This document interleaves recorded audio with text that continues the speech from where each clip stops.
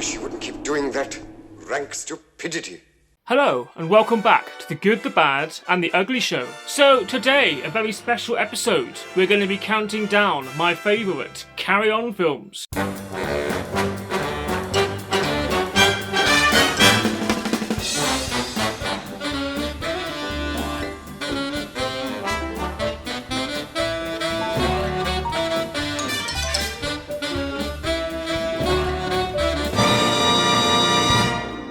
So, this is my top 10.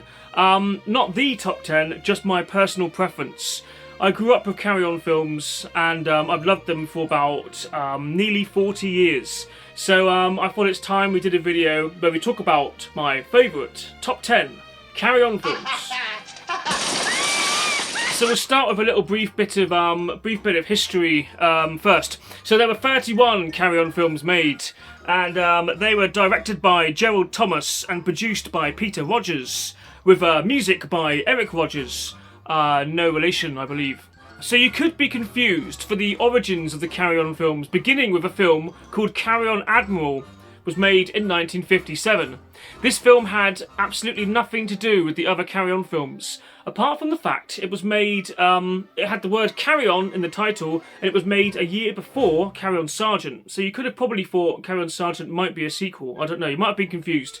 But it's another comedy film, British comedy film. Also, it has Joan Sims making a small appearance in it. So it's kind of a Carryon film. To be honest, I put it in with my Carryon collection because that's just kind of how I work. But yeah, you can either start with Carryon Sergeant, the original true starting point, or check out Carryon Admiral. So the films were distributed by Anglo Amalgamated from 1958 to 1966, and then Rank Films from 1966 to 1978. There were also Christmas specials broadcast on ITV.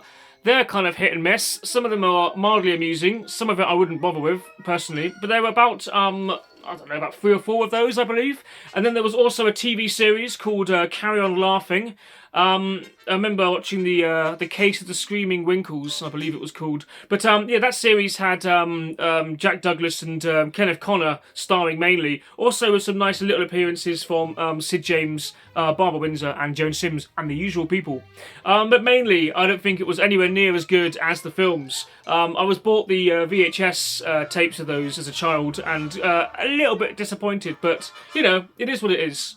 So we'll move on now to the actual films themselves.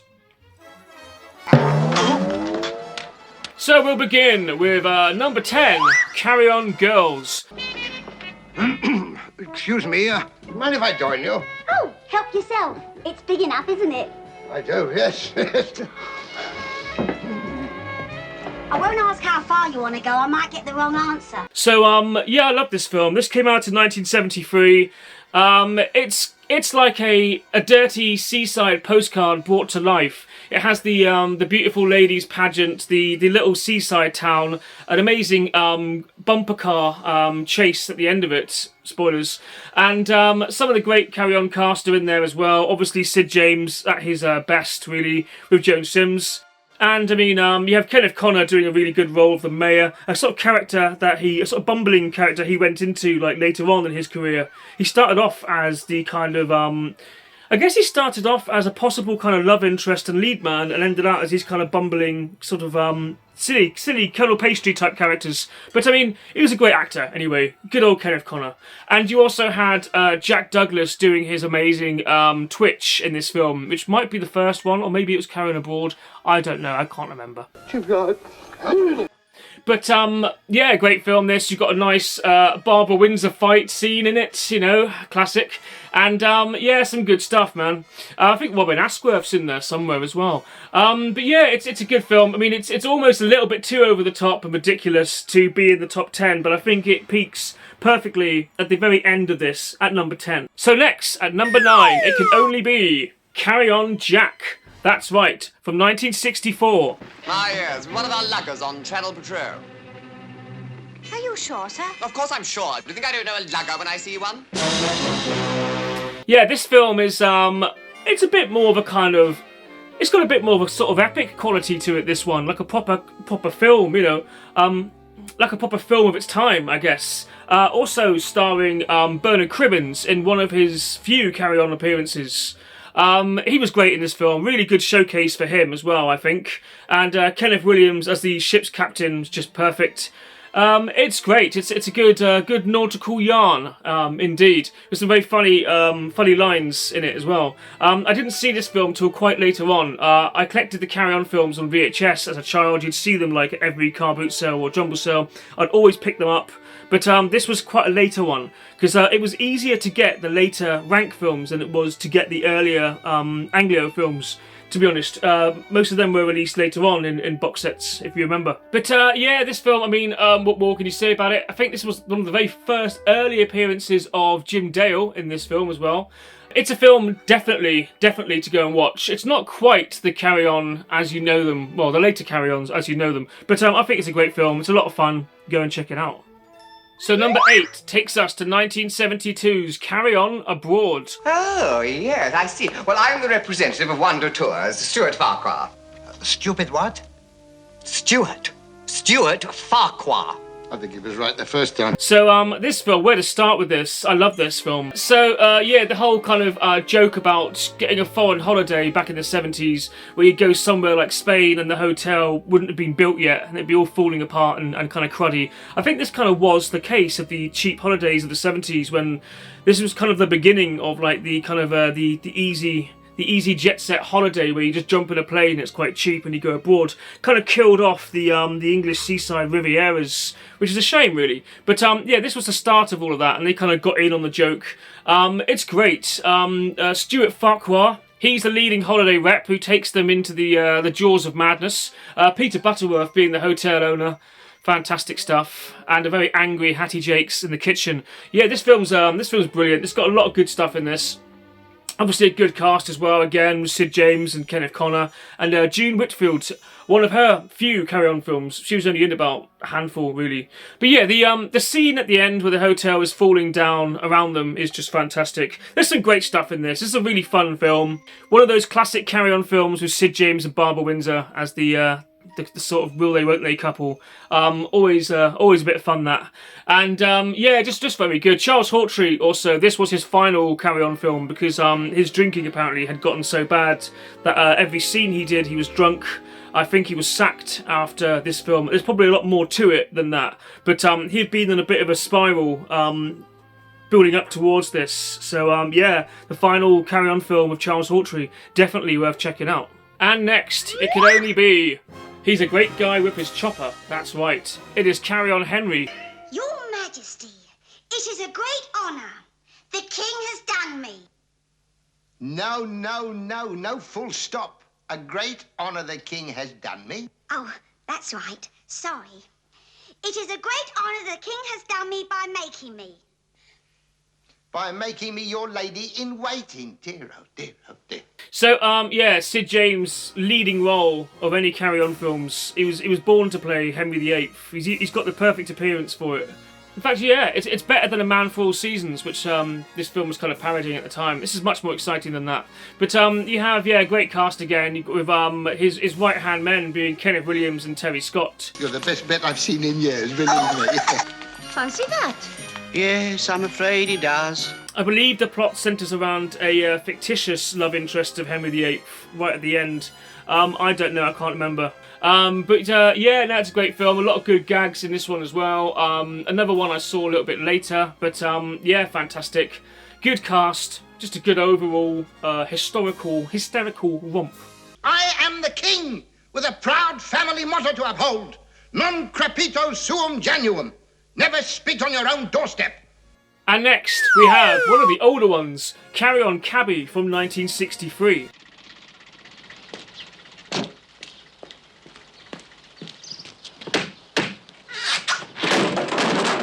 Anyone home? Somebody's potty. Now this film, I think this film's kind of elevated slightly for me than most Carry On films, as it has a bit more going with it, I think. Kind of like an early feminist film, because you have the glam cabs, the girls take over and do a better business than the men are doing. It's kind of like a revenge film on the way that the men treat their wives and kind of take them for granted. I think it's fantastic. It's a really good film, really well made. One of those great early British comedies as well. Just fantastic. Great cast as well. We have Hattie Jacques and Sid James again.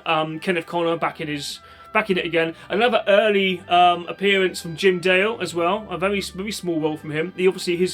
His roles grew and grew, and he became a kind of leading man eventually. But he started off in these small roles. And Amanda Barry as well in it. Fantastic. But yeah, definitely check this one out if this is one that you've missed off your list. And next, at number 5, some people might get angry with me for not putting this higher, but there's films I prefer more. But number 5, a top film, also I believe in the greatest films of all time category somewhere. This is of course Carryon Cleo from 1964. Infamy! Infamy! They've all got it in for me! So, this is fantastic. So the story goes with this one, while they were filming the great big epic Cleopatra film, which had Elizabeth Taylor and Richard Burton, the production ceased in England and they went overseas to film some more of it. And they left all the studios and all the outfits and all the props and everything behind. So the Carry On team were allowed to just use it all, which is fantastic, which is why it all looks so superb. So when you're watching this, you're watching the sets and the costumes and all the stuff from the proper epic, big motion picture that was going on at the time. And I prefer Carryon Cleo, to be honest. Far more historically accurate. But absolutely fantastic again. More great performances. Kenneth Williams, Sid James again. And of course, this lady. Yes?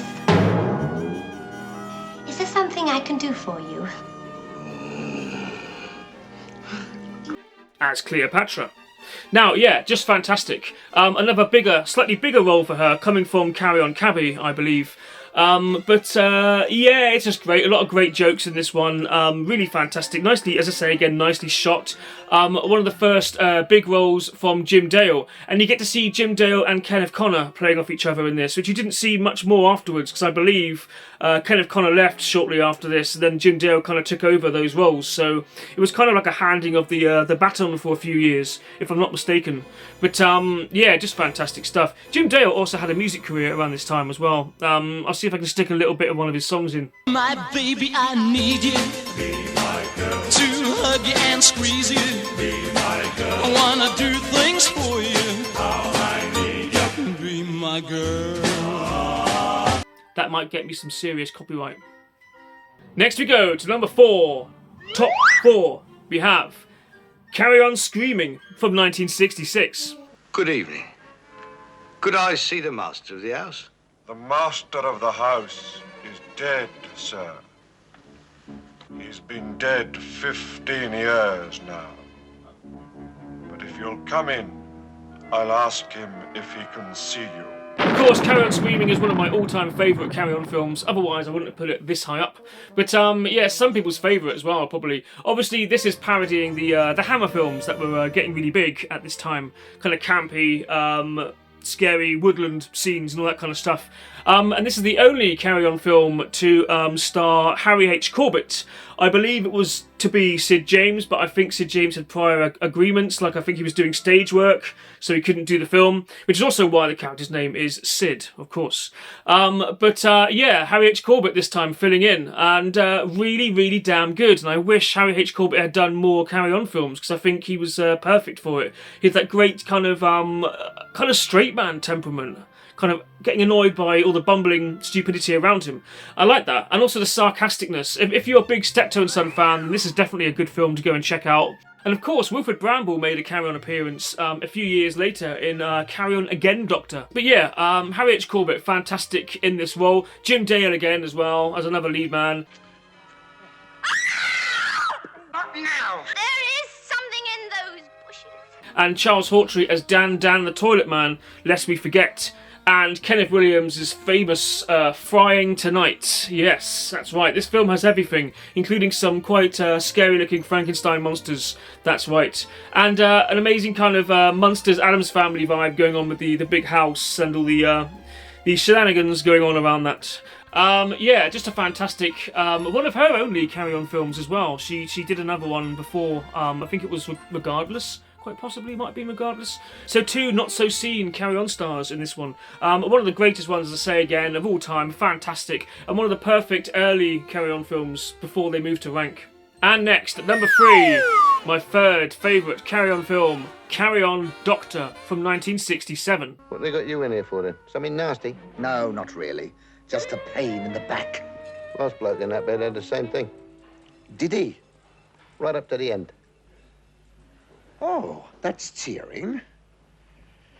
I'll say one thing for them, it's a nice warm bed. Should be. They only took him out half an hour ago. Now, Carryon Doctor was superb. Yeah, I mean, this is probably the first Carry-On film I ever saw. Starring Frankie Howerd, Kenneth Williams, and Jim Dale again, and Sid, and everyone else. They're all in this, really, actually. Pretty much. Bernard Bresslaw, fantastic as well. I haven't mentioned him yet. But yeah, just great. Just great. I love this film. It's very kind of a similarity to Carry-On Nurse. I prefer it to Carry-On Nurse, I think. I think Carry-On Doctor is just a perfect film. Some of the names as well, Dr. Kilmore and Dr. Tinkle. Yeah, so this was a fantastic film. I mean, one of the ultimate Carry-On films to go and see, really. If you haven't seen it, obviously watch it. Goes without saying. But yeah, fantastic stuff. I'm Nurse May. I was told to report here, sister. I'll be with you in a moment. Hi. And now, at number 2, we have, of course it could only be, Carry-On Camping. And they're bedding and bunks by the coat. No, Barbara. Tent up first, bunk up later. Oh, that's it, girls. Get your sopping clothes off my bed. Get out. Sorry. Evening. So, yeah, this film, I don't know. There's so many good gags in this. It's hard to choose one. This bit I liked.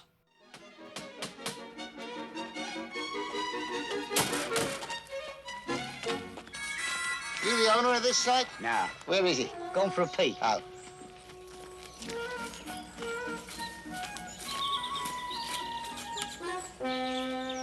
Been fantastic, right? Of course, starring Sid James again and Bernard Bresslaw this time, with Barbara Windsor and Joan Sims and all the other lot in there. Kenneth Williams, Charles Hawtrey, they're all there. And Terry Scott also makes another appearance in this one as well. He did a handful of Carry-On films. Yeah, no, it's just great. It's fantastic. The old campsite. They think they're going to a nudist camp, but they're actually, it's not. And the owner of the campsite, Peter Butterworth, is a swindler. So that's all you need to know, really. You get into it, and the rest is just glorious Carry-On craziness, really. Obviously, you have the notorious Barbara Windsor scene that everyone always talks about when they mention Carry-On films. You know the one I mean. But yeah, just fantastic. Grew up watching this. I still love it. I can still watch it at least twice a year. You know, it's one of those films. Why not? It's always on TV anyway, so that's lucky, isn't it? And now for number 1, for my top favourite, number 1 top Carry-On film. It has to be, really, it couldn't really be anything else. This is also in the 100 greatest films of all time list. It is, of course, Carryon Emmanuel. Only kidding. Carryon Up the Kaiba from 1968. Who's the turban job on the throne? You mean the Kazi? That's Randy Lau. Who? Randy Lau, the Kazi of Calabar. Oh, how'd you know he is then? How do I know he's what? Randy. That's his name. So this film is superb. I mean, this is like an epic. If you like, even like your epic war films from the years, this is probably one you want to watch, I think. The Devils and Skirts, of course. And this one has Roy Castle. And now, Roy Castle didn't do many Carry-On films. In fact, this is in fact Roy Castle's only Carry-On film, to my knowledge and memory. But yeah, I think he was probably filling in for Jim Dale, I guess. Because this is kind of Jim Dale's sort of Carry-On role. So, yeah, it makes sense. Terry Scott and Charles Hawtrey just play off each other beautifully in this. With also Kenneth Williams as Randy Lau. Just superb, man. Just such a good film, such a funny film. well worth seeing if you haven't seen it. I don't know much more to say about it really. I can show some clips, probably, and not get in trouble. More wine, Cindy, get me some more Margot. This one's a bit off.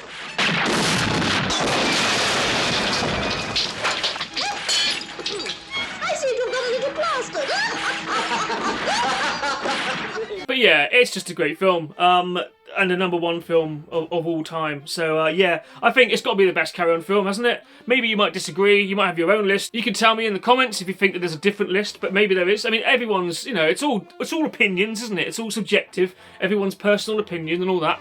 So these are just my opinions, growing up as someone who used to have all the Carryon films on video and will still watch them today, quite happily. So yeah, there's been talk recently about people trying to bring the Carryon films back. In fact, it ended in 1978 with Carryon Emmanuel, which was a slightly ill-conceived idea to parody the classic film Emmanuel and all the films that followed it. But the film before that, Carryon England, wasn't great. I'd say the last really good Carryon film was Carryon Behind, and then they deteriorate after that. I didn't think much of Carryon England or Carryon Emmanuel. I'll still watch them. I mean, I'm biased. I still quite enjoy them all. And I do, of course, love Windsor Davies in anything he's in. So it's worth maybe watching England just for Windsor Davies, perhaps. There's still a couple of the good old classic Carryon faces left in Carryon Emmanuel. So, you know, it's good for that reason. But these aren't your gold standard Carryon films at all. So it ended there. People had enough, I guess, or it fizzled out. They started out with Anglo as proper little British funny films, a bit like the Ealing films, quite cleverly written most of the time. Quite kind of cosy, films you want to watch on a Sunday afternoon. I don't know. But when they moved over to Rank, it became a little bit more saucy. So a few more boob jokes and a lot more rowdiness. And it eventually moved into that kind of category of sort of soft porn 70s comedy, which is the way a lot of British films went. With films with the likes of Rose Dixon, Night Nurse, What's Up Nurse and Under the Doctor. Yeah, it used to be able to buy a lot of these on VHS when I was a kid, and they were always kind of like almost borderline pornography, but not quite. A lot of them starred that bloke who was in, what was it called again? Mind Your Language, I think it was. Yeah, you know the one I mean. But yeah, it kind of moved into that territory, and then British films became a little bit, well, European films became a bit kind of risque in the late 70s. A lot of like Emmanuel and films like that. Obviously, the Carryon team kind of went there as well. But yeah, they lasted about as long as Hammer films. They both kind of fizzled out around the late 70s, around sort of 78, 79, around that kind of era.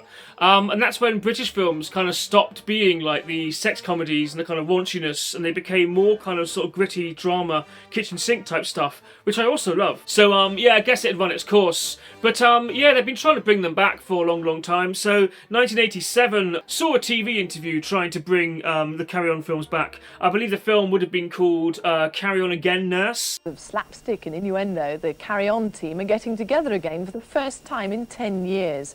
Another is planned next year to celebrate the 30 years Carryon films have been titillating audiences. With me now, two Carryon stars, Bernard Bresslaw and Jack Douglas, as well as the director of the films, Gerald Thomas. Well, good morning, gentlemen. Good morning. Gerald, let's start with you. I mean, why on earth bring them back after 10 years? I mean, they were magic at the time, but haven't things rather moved on? Well, they have, but really we're bringing them back more or less by public demand. We've had an enormous amount of pressure and correspondence in the last 6 months. I hope that they'll have the same flavour. We can recapture the flavour that has obviously appealed to so many people. Certainly I'm looking forward to it because they were the most enjoyable films to make. That was his whole big idea, to bring the Carryon films back, and it didn't really work out. It kind of failed. And then they got into lots of arguments over payments and unfair treatment of the actors, and this all got quite political, and it split the Carryon team, kind of the remaining Carryon stars, into two camps, really. Those who would work with Peter Rogers and Gerald Thomas, and those who wouldn't. So basically, yeah, it all culminated in 1992 with Carryon Columbus being the final Carryon film ever to be made. And this was a return, diminishing return, really. So this had a bunch of the original people come back. So you had Bernard Cribbins and Jim Dale, and also Jack Douglas. But you had a bunch of 90s comedians as well. So you had like Martin Clunes and Julian Clary and Rick Mayall and people coming into it to kind of take over, pass the baton kind of thing. It didn't really work because it just didn't work as comedy. I mean, I quite like the film. It's a bit of fun, you know. I wouldn't put it up there with the Carryon films particularly, but you know, it's enjoyable if you like that kind of thing. Also, a year earlier, we had What a Carryon in Blackpool, and this was a stage show that Barbara Windsor and Bernard Bresslaw were doing around the same kind of time as the film was being made. That's why they're not in the film, because they had their own idea of the Carryon legacy, a separate one to the people making this film. So it's a sad thing that you had the whole split, because if you'd got every single Carryon star that was alive into Carryon Columbus, it probably would have been much better. Not good, but much better than it ended up being, I think. I think you needed some more stronger Carryon personalities in there to make it work. But anyway, yeah, that was kind of the demise of the Carryon. And then a few years ago, there were lots of talk about them bringing it back as a series, or bringing it back in America, or doing all kinds of things with it. I mean, I guess really you should kind of let it lie. Like, the films were fantastic. You've got the old films. You've got some great books about them. You've even got the soundtrack out there. You can enjoy it in many different ways. But just do that. Just watch the classic original films. Don't try and bring it back. It's probably not going to work, as that attempt has already failed a couple of times. But yeah, I just thought we'd do a little bit of a talk about Carryon films today. A top 10, because I love them. So yeah. Please like, share, and subscribe to The Good, the Bad, and the Ugly Show. Because there's no room left in hell. Oh, come on, Kenny. It's all over. Oh, no, it's not all over.